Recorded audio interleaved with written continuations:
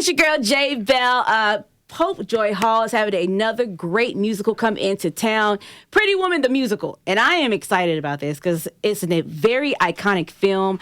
And on top of that, I got one of the stars from the Broadway play in front of me, and he looks just like Richard Gere. Okay, so let's just go and get into it. Introduce yourself to the world here. Hi, guys. My name is Chase Wolf. I play Edward Lewis, also known as the Richard Gere character in Pretty Woman the Musical. I say there's nothing wrong with that because that's a very iconic role, and he's a very good-looking man. No, I've told so many people, hey, I play Edward Lewis, and they go, who? And I go, the Richard Gere character. Oh, yeah, awesome. I know, because I had to go back and look for his name again. I was like, what is the guy's name in the... But I know him as Richard Gere. That's exactly what matters, right? Yeah. Okay, so let's get into this a little bit. The play is coming here this weekend. Actually, it starts tonight.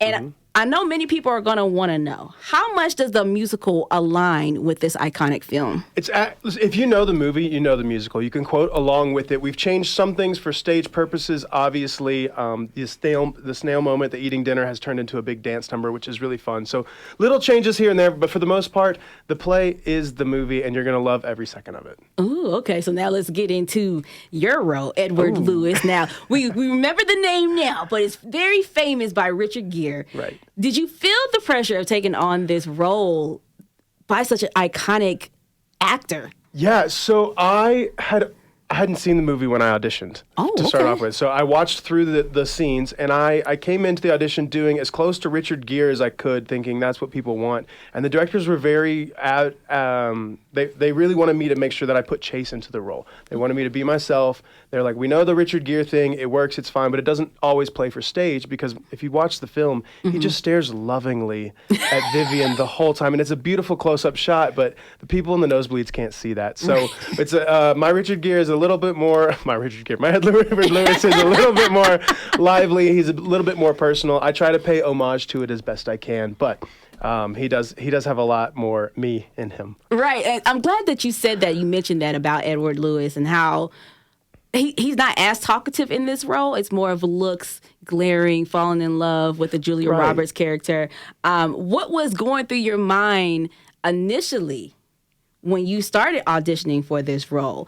And on top of that, what were your thoughts on them making this into a musical? Because, I mean, like you said, sometimes things don't translate from film into... Right. So I'd heard about this musical before the pandemic, and then the pandemic, it was on Broadway, and then it was supposed to go on tour, and the pandemic kind of messed with that.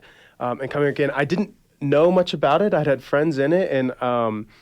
But I wasn't a fan of the movie, so I didn't know much about it. I was like, cool, they're doing that thing. And then I got the request to audition. I was like, oh, I better go see what this movie is that everyone loves, and realized, like, I genuinely love the story. I love how much power they give Vivian, that she, spoiler alert, she kind of, like, takes her own moment, and she walks away from something that's so good, because it's not perfect. It's not what she wants. It's not the dream she's looking for. Right. She wants the fairy tale. And so she says, if you're not going to give me the fairy tale, I'm good without you. And I just love, like, how much strength and power she has in that, actually. And so to be able to play opposite that and be this business tycoon that kind of just, he's used to controlling his world. He's used to owning everything. He's used to being, like, pointed and focused. And she just comes in with a whirlwind of just energy and authenticity that he doesn't know what to do with, and he falls in love with. And in the end, you know, it's worth it for him to change in order to keep that. I want to talk about the dynamic between you and the woman that's going to be playing Julia Roberts' character. When you guys came in together, was it like instant, or you had to kind of work for it so that you could still kind of, you know, parallel with the original characters, but still make it your own? So we were given permission to very much make it our own to an extent. I mean, it was a back and forth between the directors and us to make it pay the homage to the film. I always say pay homage to the original, but also it can only be done through the lens of you. So it's our own chemistry. It's our network. Ellie and I are best friends on the stage and off the stage. We really, really enjoy it. Everyone's like, so what's your favorite song? I was like, well, I don't have a favorite song because my songs are all mostly sung by myself on a stage, but my favorite moments are just anytime I'm on stage with Ellie working. It's just really fun and a lively experience, and I think our chemistry is great. Personally, we have a lot of fun. We laugh at each other so genuinely on stage all the time. Okay. Yeah, so it's been fun. We have the necklace scene, the iconic, like, improv scene where he said, "Oh, I'm gonna, like, snap her hand in it," and she didn't know, and Julia Roberts laughed, and it's in the show, and Ellie is genuinely laughing every time. She naturally has the snort is real. It's her actual laugh, and she never knows when I'm going to close the box. And I change it every show, and so it actually it spikes her heart rate a little bit, and she genuinely laughs. So that's always a fun moment on stage as well. I love that. That's so insider sweet. Tip, yeah. Yeah. Okay. So you told a little bit of the play. So then I got another question for you, because one of the biggest songs, obviously from the movie, is "Oh Pretty Woman." Mm-hmm. Iconic song itself, legendary song. Yes. Do we get a big number with this song? Because I know it's included in there, but it's in there. I can't tell you when it happens, but I can tell you it's in the show. It was not in the Broadway show originally, and so by popular demand, it got put into the tour.